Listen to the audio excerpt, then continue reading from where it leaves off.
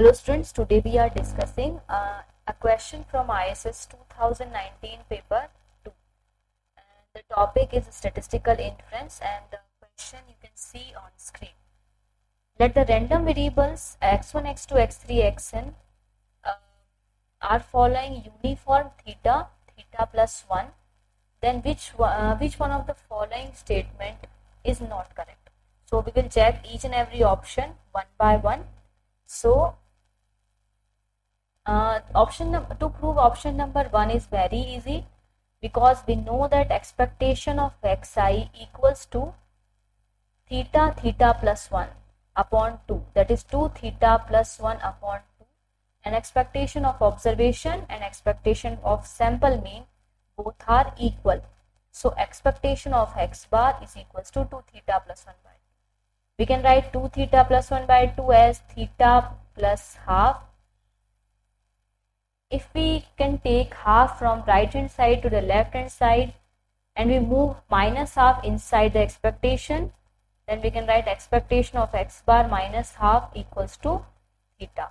So it is easy to prove that x bar minus half is an unbiased estimator of theta. Now let us move to the tricky one. UMVUE will not exist for theta. So this particular problem, some kind of problem, has also been discussed by Mood and Grabel in their book. The chapter's name is Parametric Point Estimation and topic number 5. So at page number 330, this example number 36 is discussed. Let x1, x2 be a random sample from uniform density theta, theta plus 1. Then there is no UMVUE for theta. So Moods and Grabel used some other method to prove that UMVUE may or may not exist. But this approach I found some kind difficult. So I would like to introduce one more method to you students so you can understand things in a better way. So you may also read this, it is good, but you should also watch what I am doing in this video. So also refer this book. Moods and Grabel book is very much good book for inference part. Now see, if we want to prove that UMVUE is will not exist for theta, what we will do? We will use one result.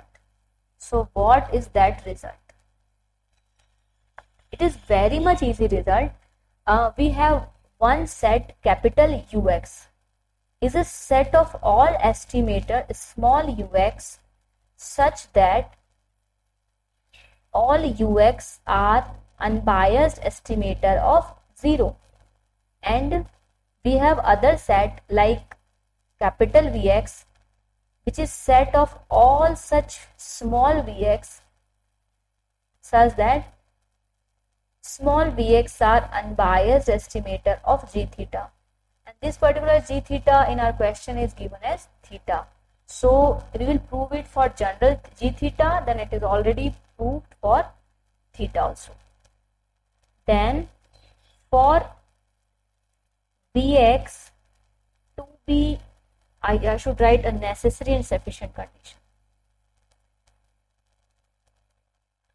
For I am doing mistakes again and again.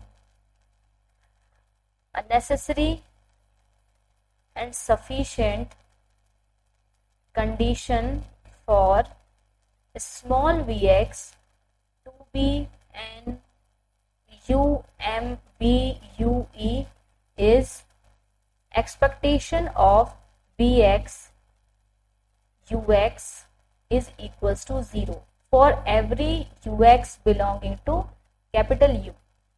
Fine. Or in other language we can say that covariance between Vx and Ux is always 0. So your Vx is always uncorrelated with every estimator of 0. Fine. So it may come in our mind, then how do we frame an estimator for 0? It is not that much hard. In some problems it is hard, but we may frame it. See, if I talk about any particular distribution, I am talking about general distribution P theta x, and theta is our given parameter. We have two estimators. First is T1, and for this T1 we have g theta as expectation, and also for any other estimator expectation is also g theta. So what will be the expectation of T1 minus T2? It is always 0. Fine. So it is easy when expectation for two different estimators T1 and T2 are equal. Then framing an estimator for 0 is easy. But what will happen if expectation of T1 and expectation of T2 are not equal? We can understand by it an example. We can actually make them equal. We can have two estimators for which expectation are equal. So if I am taking just an example, like expectation of T1 equals to theta plus 1 and expectation of T2 equals to theta. So we can write expectation of T1 minus 1 theta, expectation of T2 equals to theta. Then again we can get estimator of 0, like T1 minus 1 minus 2. So if you are not having equal expectation, then we can have some transformation by which the right hand side, in which we always write parameter, will be equal. So by this transformation we can always have an estimator of 0. It may happen that this particular theta function is not easy to transform, but for many of the problems it is easy to frame. So actually this part was not our concern. I just discussed. The main concern of our question is this particular result, which we are going to. Expectation of ux, fine, is equals to 0. We know that if x is following some continuous distribution fx, then for any function gx, expectation of any function of gx can be written as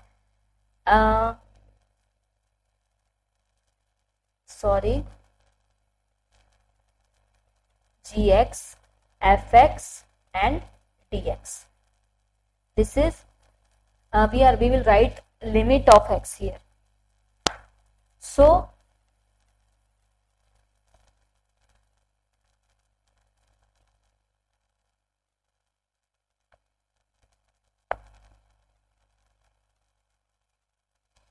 if expectation of ux is equals to 0, then we will write integration ux, and what is the PDF here? Fx. Fx is 1 upon theta plus 1 minus theta, that is 1. So it is 1, I will not write 1 here, it is directly dx. So theta to theta plus 1 vx dx is equals to 0. Now differentiate both sides with respect to theta. So what we will write? D by d theta total differentiation ux. This is ux, small ux, and d by d theta 0. So eventually it gets 0. Now we will use Leibniz rule. Have you heard about Leibniz rule in mathematics? Leibniz rule of integration, of differentiation of an integration. So we will use it.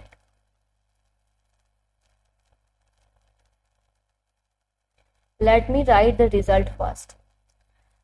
What is the integration rule? It is given as d by d theta, a theta and b theta. Both a theta and b theta are functions of theta. F theta x dx equals to a to b partial differentiation of f with respect to theta dx minus f of theta a partial total differentiation of dA upon d theta plus f theta b total differentiation of dB d theta. So this is Leibniz rule which we will use in our discussion. So compare this particular equation number 1 with this Leibniz result. So ux is actually f of theta x and a theta equals to theta, my handwriting is so bad I know, b theta equals to theta plus 1. So we will use now Leibniz result. What does it say? See here f theta x equals to ux. In this ux we do not have any term in respect of theta. So when we will differentiate it with respect to theta, it will get 0. So this particular term will be vanished from this equation. Now we are replacing a in place of x. So we will write a theta, that is theta in place of x. So it will be minus of u theta, and del theta by d theta by d theta equals to 1. Similarly, it will get u theta plus 1 and it will be 0, and this differentiation is actually 0. So it is 0. So u theta plus 1 equals to u theta. So this is result number 2. Now let's get back to the result that expectation of Vx equals to g theta equals to theta. Fine. Now if expectation of Vx ux equals to 0. Now expectation of ux, this is all time small ux, I always forget that. Expectation of ux and vx is 0. This is what we are going to prove, because we need to prove that vx is we are supposing that actually vx is uv. So for that we need expectation of ux vx equals to 0. Fine. So get back to your work before 1.5 minutes. That here ux was a function of x, and if it was unbiased for 0, what did we get? We get u theta plus 1 u theta. So if ux is unbiased for 0, the result is u theta plus 1 is equals to u theta. So by the same procedure, ux vx is always again a function of x only, and then the result we will get will be u theta plus 1 b theta plus 1 equals to u theta b theta. So by 2 u theta plus 1 equals to u theta, then it will be b theta plus 1 equals to b theta. This is equation number 3. Now we know that expectation of Vx is equals to g theta.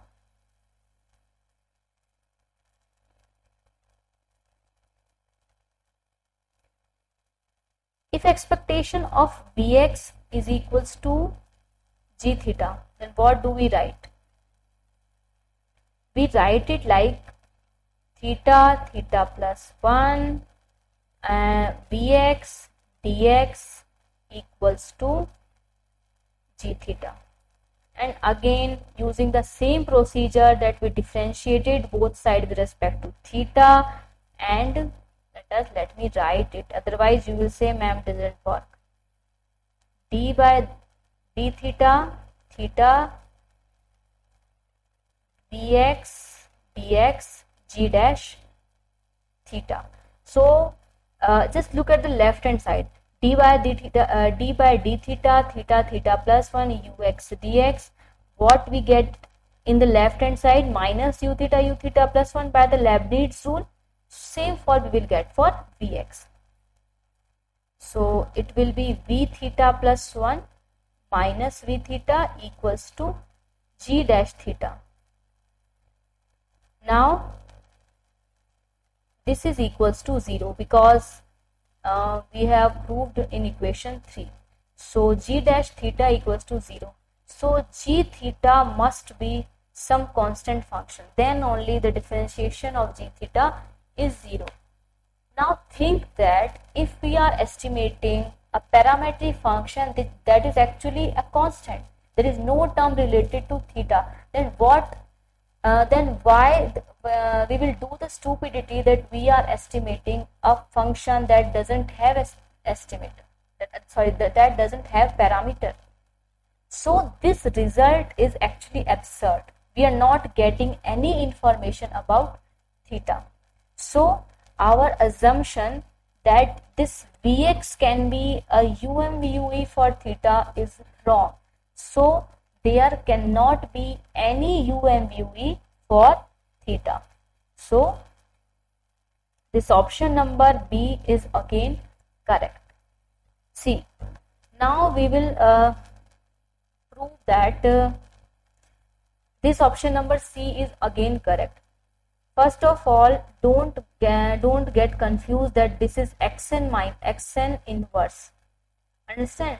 This is xn minus 1, maximum minus 1, because there must be some printing mistakes in ISS paper.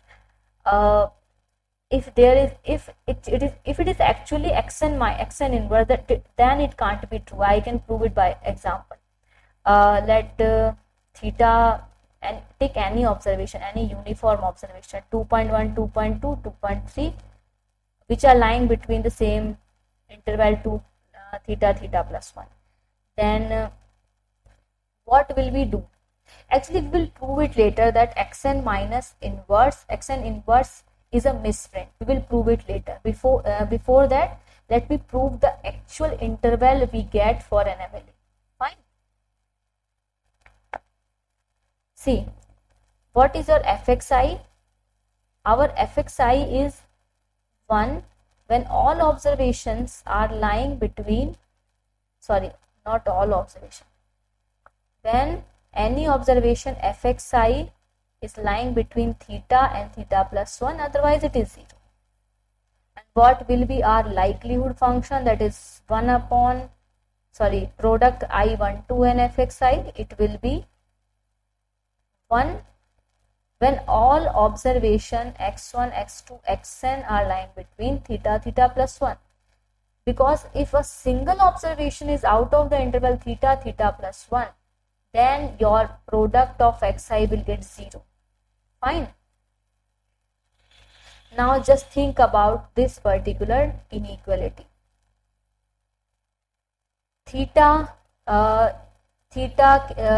All observation lying between theta and theta plus 1, we can also take ordered form of that. x1, x2, xn, theta plus 1. So in this question, a strict inequality is given. There is no equal sign. Now remember that. Remember our fact that all observation are strictly lying between theta and theta plus 1, and no observation is lying out of the interval, and no observation is equal to theta or this theta plus 1. Understand? Now you are very much familiar with this sign less than equal to theta. This less than equal to theta actually tells us that if we have two numbers a and b, then either a is equal to b or a is less than b. So if any one of the situation between two numbers is satisfied, means if a is less than b, then this inequality is correct, and if a is equal to b, then it is also correct. So writing less than equals to doesn't tell us that A is always equals to B. It may happen that A is less than B. Then this inequality is also satisfied. So same concept is implied here. If we put an equality here, knowing that all observation are lying between theta and theta plus 1 and no observation is equal to theta or theta plus 1, then it is also true that this fact is not violating anywhere, that your observations are still in the interval theta theta plus 1. If I am putting this equality sign, then it is also true that all observations are lying between theta and theta plus 1. So there is no violation of the actual space of your observations. Fine. So we can impose this equality here also. Now we will use classical method.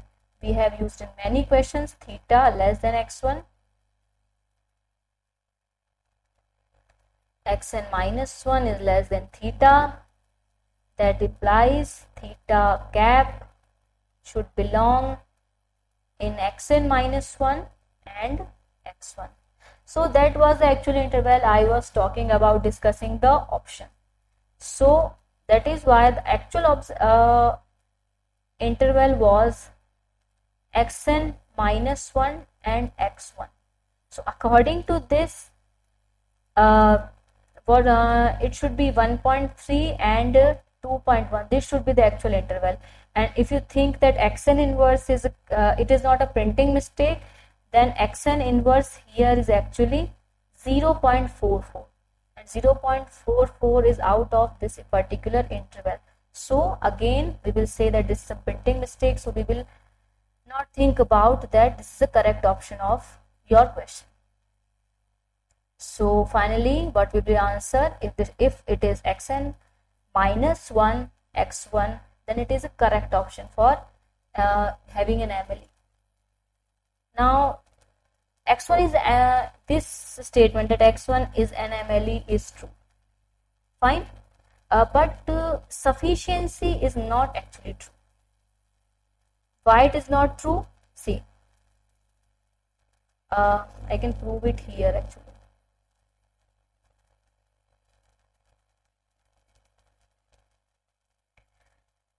We have written that theta, all observations are lying between theta and theta plus 1, and this specific statement can be written as that all theta all theta should lie in between xn minus 1 and x1. So your likelihood can be written as 1 if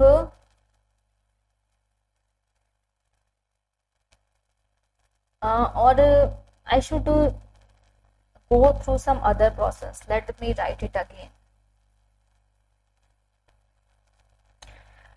Your likelihood equals to 1 only when theta is less than x1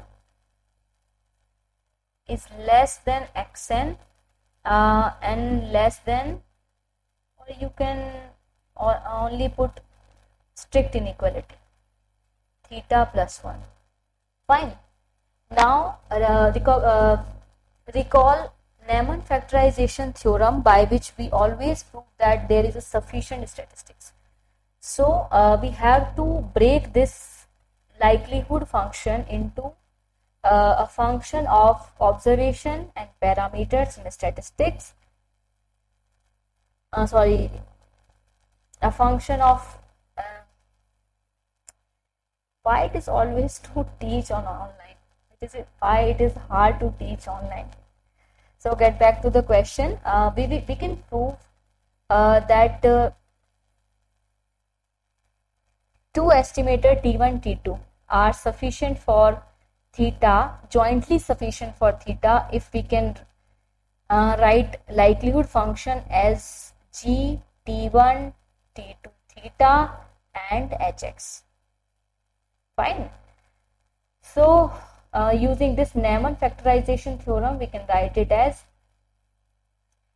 this one is written again as 1, and if you know the indicator function, then we can write first indicator function. We will use two indicator function here. So first indicator function is that your x1 is lying between, fine, your x1 is lying between theta and xn, and second indicator function is your xn is lying between x1 and theta plus 1.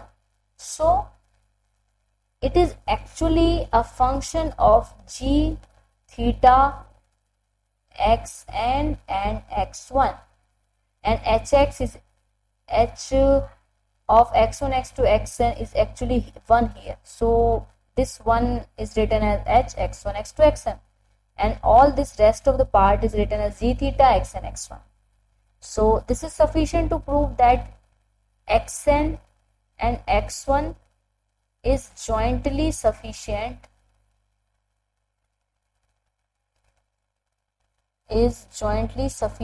for theta. Fine.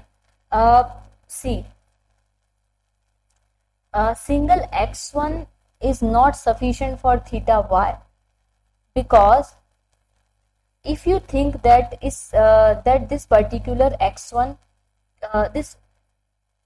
particular x1 can alone be sufficient for the theta, then it is not true. See, your theta is affecting by x1 also, and your theta is affected by xn also. On estimation of theta, x1 and xn both have effects. Understand? So alone x1 or alone xn cannot predict theta, because the parametric space is affected by x1 and xn. So if you think that we can estimate theta without any information of xn, then it is not true. You cannot estimate theta without any information by either skipping xn or x1. You have to use both information based on both maximum and minimum. So that is why we have proved that xn and x1 is jointly sufficient for theta. So your option number 4th is wrong. So I hope you understand the solution. It may happen that I am not that a good teacher, but I just tried. So if you like, then press the like button, and इतना तो share भी कर लो यार, थोड़ा बहुत share करोगे तो क्या आ जाएगा तुम्हारा. ठीक है, तो bye bye, take care and be safe from corona.